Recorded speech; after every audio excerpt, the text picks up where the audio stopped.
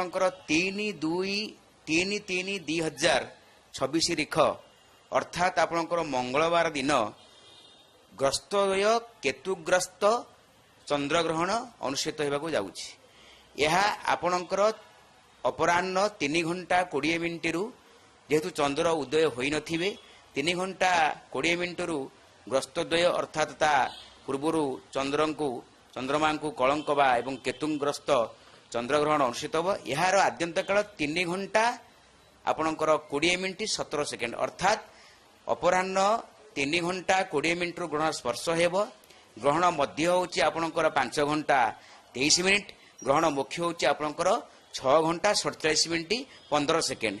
यही परिप्रेक्षी में ग्रहणर आपणकर 9 घंटा पूर्वर अर्थात मंगलवार दिन प्रातः 6 घंटा 20 मिनिट समय आपणकर देव नीति एवं पाकादि कर्म को निषिद्ध करा जायछि। विशेषकर आपणकर वृद्ध एवं रोगिणा एवं गर्भवती स्त्री मान पक्षे यहाँ बारण करा जायछि। आपण माने